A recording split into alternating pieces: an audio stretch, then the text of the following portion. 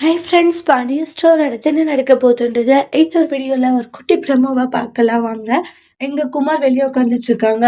அரசிய பத்தி தான் நினைச்சிட்டு இருப்பாங்க. என்னன்னா, அவங்களுடைய அப்பா சொன்னதுக்காக அவர் வந்து இந்த கல்யாணத்துக்கு ஒத்துக்கிட்டாரு.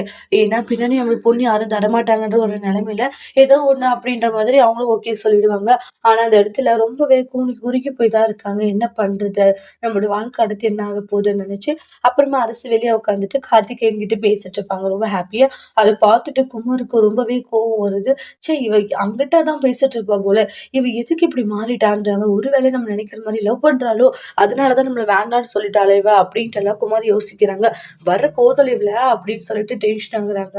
அதுக்கப்புறமா பார்த்தீங்கன்னா, அப்பத்தா வராங்க. குமார் என்னடி இங்க உட்காந்துட்டு இருக்க? அரிசிய பார்த்துட்டு இருக்கேன். நான் எதுக்கு அப்பத்தா அவள பார்த்துட்டு இருக்கேன்றாங்க. அப்பத்தா அவளுக்கு வேற எவனையும் பிடிச்சிருக்கு போல. அதனால தான் அவ என்ன வேணான்னு சொல்லிட்டு இருக்கா. சிரிச்சு சிரிச்சு பேசிட்டு இருக்கா. டேய்! ஃபோன்ல யார்கிட்டயாச்சும் ஃப்ரெண்டு கிட்ட கூட பேசுவ. அதுக்காக வேற யாரையும் பிடிச்சிருக்குன்னு தப்பா சொல்வியா? குமாரு வர வர நீ ரொம்ப மோசமா மாறிட்டடான்றாங்க. ரொம்ப கேவலமா யோசிக்க ஆரம்பிக்கிற. நான் கேவலமா யோசிக்கிறேனா அப்பத்தா? நான் கேவலமா யோசிக்கல. கேவலமா யோசிக்க வைக்கிறது அவ தான் அப்படின்றாங்க. டேய்! அவ தான் உன்ன வேணான்ட்டா விட்டுரு. வேற ஒரு பொண்ண கல்யாணம் பண்ணிட்டு சந்தோஷமா இருக்கிற வழிய பாருடா. அத விட்டுட்டு சும்மா தேவையில்லாம ஏன்டா இப்படி பண்ணிட்டு இருக்கன்றாங்க.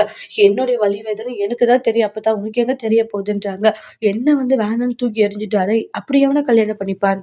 டேய்! அவ உன்ன கல்யாணம் பண்ணிக்கினா நீ நல்ல மனுஷனா திருந்தணும்டா. ஆனா நீ திருந்தாம இப்படி உங்க அப்பன் பேச்ச கேட்டுட்டு ரவுடித்தனம் பண்ணிட்டு திரிஞ்சா அவளுக்கு எப்புட்றா உன்ன பிடிக்கும்ன்றாங்க.